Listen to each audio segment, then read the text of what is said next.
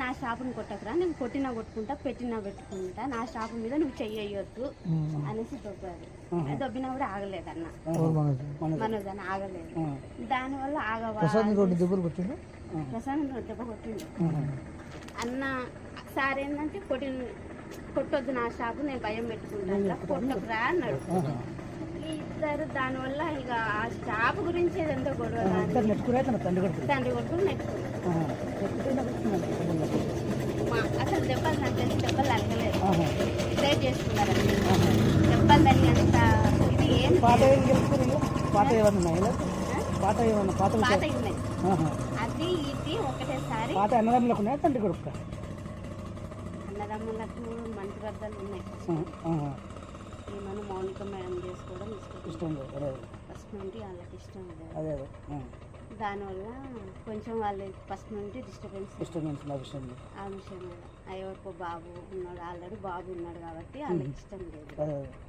ఇంకా దానివల్ల దూరం అది జాబు వల్లనే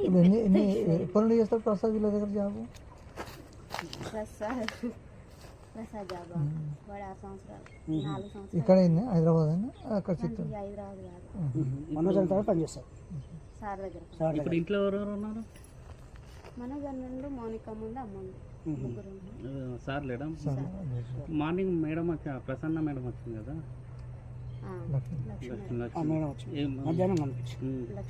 అంటే ఏమన్నా సంజాయించిందా లేకపోతే చెప్తుంది ఇంకా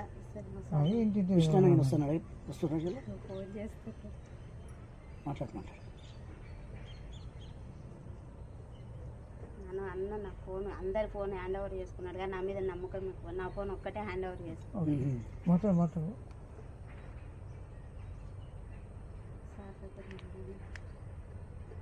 ఎన్ని గంటలకు అయింది?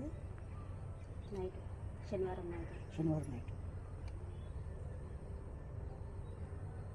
అంతేనా? ఇక్కడ ఇంకా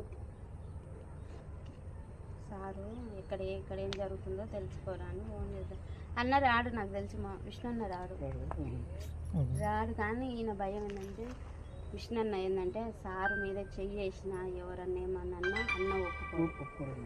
ప్రాణం తండ్రి కొడుకు, పెద్ద కొడుకు చెయ్యేసిండు. అందుకని డాడీని ముట్టుకుంటావా అని కోపం ఉంటుంది అన్నకు, అంతే తప్ప. మొన్న వచ్చారు, టపాకాయలు కాల్చారు, పాపకు 1,00,000 రూపాయలు చేతిలో పెట్టారు, మంచిగా ఉన్నారు. మనోజన్న పాప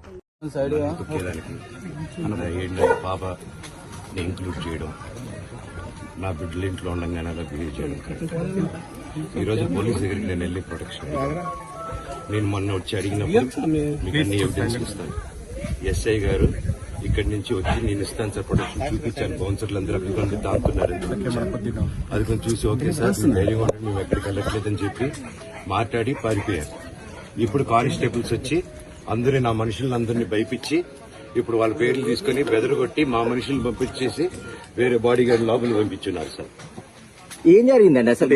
ఎందుకు జరిగాయి? మిమ్మల్ని ఎందుకు వన్ సైడ్ తీసుకుంటున్నారు? కంప్లైంట్ తీసుకున్న తర్వాత వాళ్ళకి ఏ అధికారం ఉంది?